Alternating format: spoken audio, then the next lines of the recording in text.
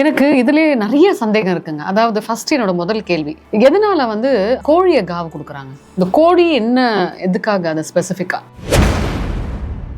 மூணாவது பார்த்தீங்கன்னா ஆடு வெட்டுவாங்க, நாலாவது பண்ணி வெட்டுவாங்க, ஒரு குழியை தோண்டி அதுக்குள்ளே எல்லாத்தையும் போட்டு ரத்தத்தெல்லாம் ஊற்றி இது பண்ணுவாங்க. ஏன்னா அவங்களாம் அந்த பூமிக்கு அடியில் காட்டேரி அம்மன், கருங்காலி அம்மன் இவங்களாம் இந்த மாதிரிலாம் இருப்பாங்கன்ற ஒரு ஐதீகத்தில் பூஜை ஒன்று பண்ணுவாங்க. இந்த ஆடு கோழி கொடுக்குறது பதில் ரோட்டில் பத்துனுக்கிற பிள்ளைங்களுக்கு அந்த கோழி வாங்குற காசில் எதனா சாப்பிட வாங்கி கொடுங்க. படுக்கையெல்லாம் இல்லாதவங்களுக்கு எதனா துணி வாங்கி கொடுங்க. எவ்வளோ பேர் இருக்காங்க, உடம்பு நிலை நோய் நிலை சரியில்லாதவங்களாம் நிறைய பேர் இருக்காங்க. இந்த பீச்சு சைடு, இந்த பிளாட்ஃபாரம் சைடு அவங்களுக்குலாம் ஹெல்ப் பண்ணுங்களேன். உண்மையிலே அங்கே தான் நீங்கள் கடவுளையே பார்ப்பீங்க. ஒருவேளை அந்த ரத்தத்துக்காக தான் அந்த காவுன்றது கொடுக்குறோமா? காளி தேவி அம்மையே இருப்பாங்க. காளிக்கு நீதி அநியாயம் எல்லாமே தெரியும். ஒருத்தன் நம்மளை கெடுக்கிறான்னா அவனுக்கு நல்லா நிற்பா, ஆனால் கடைசியில் அவன் அந்த இடத்துல நிற்க மாட்டான்.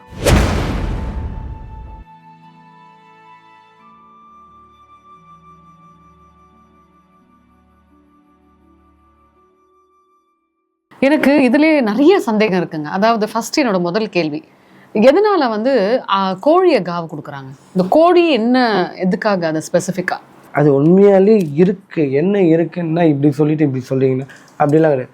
அதாவது சைவம் அசைவம்னு ஒரு விஷயம் பொருள் இருக்கு பார்த்தீங்களா. இந்த பிள்ளையாருக்கு கொழுக்கட்டை இந்த மாதிரி ஒரு விஷயம்தான் பிடிக்கும். அவர் ஒரு மனிதனாக இருந்து தலையை சிரசத்தை அறுத்து அப்புறம் யானை முடிய தலையை வச்சு இது பண்ணாங்க. யானை எங்கன்னா கறி மீன் சாப்பிடுமா?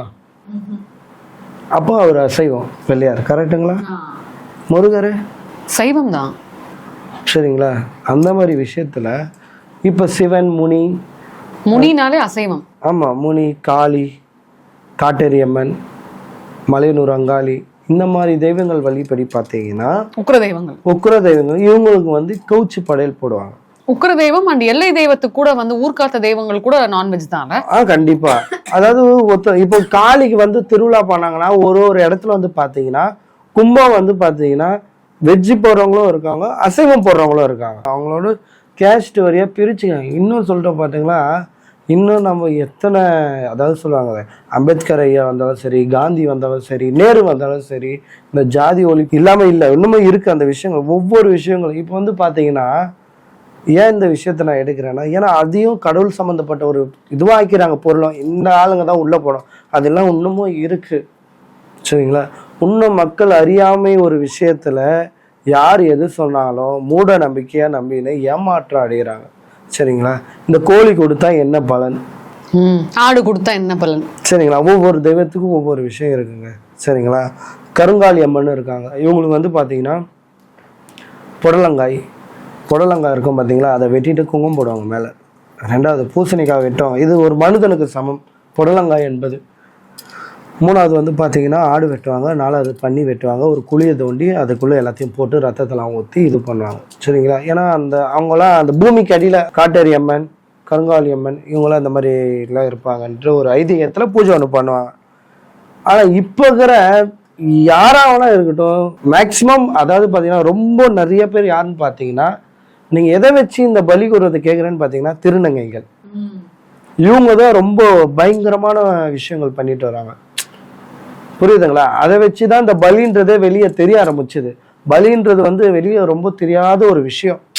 எங்கேயோ யாரோ ஒருத்தர் பண்ணுவாங்க, அவங்க மறைமுகமா பண்ணுவாங்க. ஆனா இப்போ இருக்கிற பார்த்தீங்கன்னா எல்லாமே ஒரு ஃபேஷன் ஷோபாயிடுச்சு. நான் நல்லா பண்றேன்னா நீ நல்லா ஆடுறியா, நான் நிறைய பலி தரேன்னா நீ நிறைய பலி தரியா. அதாவது அந்த பலி, அதாவது இப்போ நம்ம ஒரு கும்பல் சோறு போட போறோம், ஒரு பிரியாணி செஞ்சு கோயிலுக்கு போட போறோம்னா அந்த ஒரு கடையில் ஷாப்பில் போயிட்டு வாங்கிட்டு எல்லாமே கண்ணுக்கு தெரியாமல் எல்லாமே வந்துடும் கறியெல்லாம். அப்போ நம்ம சமையல்காரர்கிட்ட கொடுத்தோன்னா செஞ்சு போட்டுருவாங்க. அது சிம்பிளாக முடிஞ்சுதுங்களா, எதனா தெரிஞ்சுதுங்களா உங்களுக்கு? ஒன்றுமே தெரியல. அந்த கோயிலுக்கு போனால் நைட்டு பிரியாணி போடுவாங்க, அவ்வளோதான் தெரியும். அங்கே போனால் காலைல 10 மணிக்கு டான்ஸ் ஆடுவாங்க, 12 மணிக்கு ஆடெல்லாம் விட்டு அங்கே ஒரு என்டர்டைன்மெண்ட்டாக இருக்கும் அப்படின்ட்டு எங்கே இருக்கிற ஜனமும் ஒரு நாள் முன்னாடியே வந்துடும். அப்போன்னா ஆகிடும் உங்களுக்கு, இப்படிலாம் பண்ணுவாங்க, நம்மளும் ஒரு வேண்டுதல் வைக்கலாம். அந்த அடுத்த வருஷத்துல உனக்கு அது நடக்கணும்னு இருந்திருக்கும். நீ இந்த தெய்வத்துக்கிட்ட வேணும்னால. அதான் நான் தெய்வத்தை தப்பா சொல்லலை, சரிங்களா? இந்த ஆடு கோழி கொடுக்குறது பதில் ரோட்ல பத்துனுக்கிற பிள்ளைங்களுக்கு அந்த கோழி வாங்குற காசுல எதனா சாப்பிட வாங்கி கொடுங்க. படுக்கையெல்லாம் இல்லாதவங்களுக்கு ஏதாவது துணி வாங்கி கொடுங்க. எவ்வளோ பேர் இருக்காங்க உடம்பு நிலை நோய் நிலை சரியில்லாதவங்களாம் நிறைய பேர் இருக்காங்க. இந்த பீச்சு சைடு, இந்த பிளாட்ஃபாரம் சைடு, அவங்களுக்குலாம் ஹெல்ப் பண்ணுங்களேன். உண்மையிலே அங்கே தான் நீங்கள் கடவுளையே பார்ப்பீங்க. இதனால எனக்கு என்ன ஒரு பிரச்சனை வந்தாலும் சரி, என்னடா கடவுளை இப்படி பேசுற, நீயே இப்படி சொல்லிட்டு, நான் ஆனால் கடவுளை தப்பா பேசல, தப்பா சொல்லலை, நானும் அதே தெய்வத்தை வச்சு தான் வழிபடுறேன். ஏன்னா ஒரு பொருள் தேவையில்லாம வேஸ்ட் ஆக போகுதுன்னு நினைக்கிறோம். அதுவும் நீங்க அன்னம் போறீங்க, அதாவது இருக்கிறவங்களுக்கு எதுவுமே கொடுத்தா கடவுள் நம்மளுக்கு எப்பயுமே துணையா இருக்க மாட்டாரு. ஒரு அன்னதானம் போறீங்க, ஒரு கோயிலையோ எங்கேயோ போறீங்க, ஏன் கோயில்ல போறீங்க? கோயில்ல போட்டாதான் அன்னதானமா? என்னுடைய கேள்வி. வெளி இடத்துல போய் போடுங்க. வெளில போய் எங்க போனா இல்லாதப்பட்டவங்க இருப்பாங்க பாங்க, அனாதை ஹாஸ்டல், இந்த மாதிரி யாருமே இல்லாம கைவிட்ட பெரியவங்க, புரியுதுங்களா? அந்த மாதிரி இடத்தெல்லாம் போட்டீங்கன்னா ஒவ்வொரு முகத்திலும் ஒவ்வொரு சிரிப்பும் கோடிக்கணக்கான பணம் சம்பாரிச்சா மாதிரி இருக்கும் அவங்க சிரிக்கும் போது.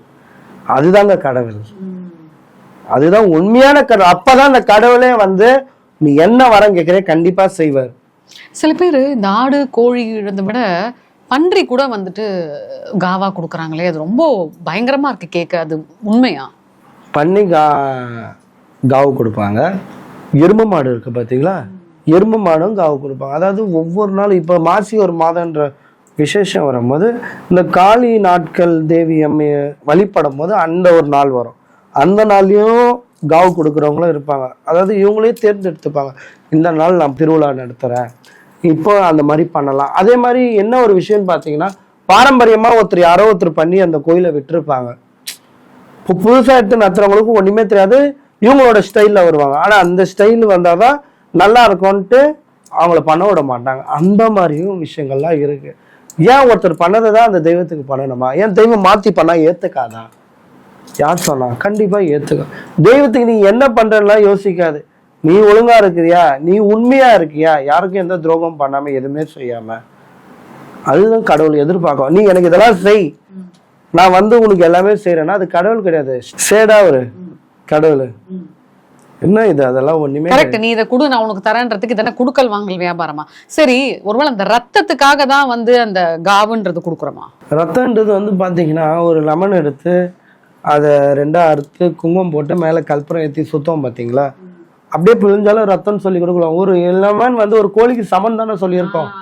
ஒவ்வொரு பொருளும் ஒவ்வொரு உயிருக்கு சம்மந்தப்பட்டது விஷயம் தான் சொல்லியிருக்கோம். பூசணிக்காய், தேங்காய், லெமன், ஊமத்துக்காய், முள்ளுக்காயின்ட்டு. அப்போ அதை கொடுக்குறோமே, அதுக்கு மேலே ஏது மாதிரிலாம் அறுத்துக்கல. அதுதான் சொல்றேன் பார்த்தீங்களா, இந்த விழிப்புணர்வுன்னு ஒன்று இருந்துடுச்சுன்னா கண்டிப்பா அந்த மாதிரி ஆக்ரோஷில் வருஷத்துக்கு ஒரு நாள் வராங்க கொடுக்குறாங்கன்னா சந்தோஷம். இல்லைன்னா எல்லாருமே பண்ணாங்க, வருஷன்ற ஒரு நாள் வேற. சில பேர் தொடர்ந்து கொடுக்குறவங்க இருப்பாங்க. அதாவது இந்த தீய செயலுக்கு பண்றவங்க வந்து நிறைய அந்த காவான விஷயங்கள் கொடுப்பாங்க. காவு கொடுத்து, அதாவது இப்போ காளி தேவி அம்மையே இருப்பாங்க சரிங்களா, காளிக்கு நீதி அநியாயம் எல்லாமே தெரியும் சரிங்களா. அதாவது ஒருத்தன் நம்மளை கெடுக்கிறான்னா அவனுக்கு நல்லா நிற்பா, ஆனால் கடைசியில் அவன் அந்த இடத்துல நிற்க மாட்டான்.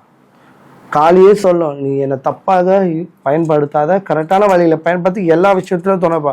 நீ அந்த தெய்வத்தை ஏமாற்றி அவளுக்கு தேவையான ரத்தம் கொடுத்துனே இருந்தா ஒரு நாள் அந்த ரத்தம் பத்தாம இவனையே காவா வாங்கிடுவான். ஆமா, காளின்ற வந்து ரொம்ப ஒரு பவர்ஃபுல் காட் சரிங்களா.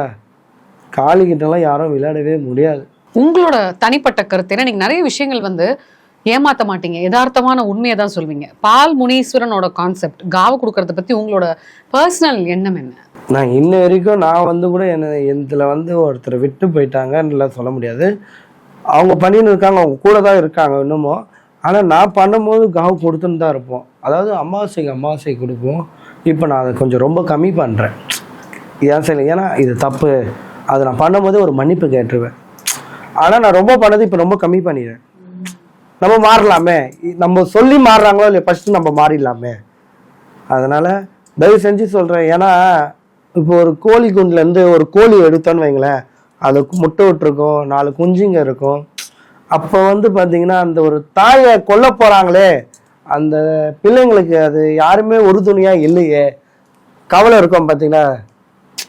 அந்த மாதிரி ஒரு இதெல்லாம் நான் பார்த்துருக்கேன். நம்ம போய் கோழி வாங்கும் போதெல்லாம் கோழி குஞ்சுங்களோட இருக்கும். ஐயோ இதை நம்ம வாங்கி இது பண்ணணுமா, இந்த கோழி அத்தாதான் அந்த 4 பிள்ளைங்க வந்து தனியாக இருக்கும் போது தான் அந்த தெய்வத்துக்கு அவ்வளோ சந்தோஷமா, இல்லை நம்மளுக்கு அந்த சந்தோஷமா?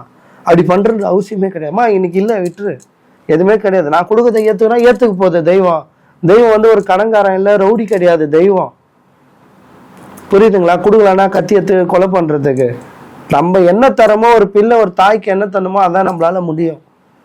போன ஜென்மத்தில் நான் என்ன புண்ணியம் பண்ணணும் சரிங்களா? ஒரு தாய்க்கு வந்து இவ்வளோ இந்த வயசுலேயே எல்லாம் தொட்டு துணங்கி எல்லாமே செய்யறதுக்கு இது நான் ஒரு எப்படி சொல்றது, ஒரு வரப்பிரசாதம்னு சொல்லலாம் சரிங்களா? ஏன்னா இன்னைக்கு நான் தெய்வ வழிபாட்டில் இருக்கேன். போன ஜென்மத்தில் என்ன ஒரு சாபகேட்டில் இருந்தோமோ, என்ன நிலைமையில இருந்தோமோ அந்த மாதிரி விஷயம்தாங்க சரிங்களா? புரியுது. ஸோ மிக சிறப்பு. காவு பற்றி நீங்கள் நிறைய விஷயங்கள் ரொம்ப எளிமையான முறையில் சொன்னீங்க. நன்றி. நன்றி.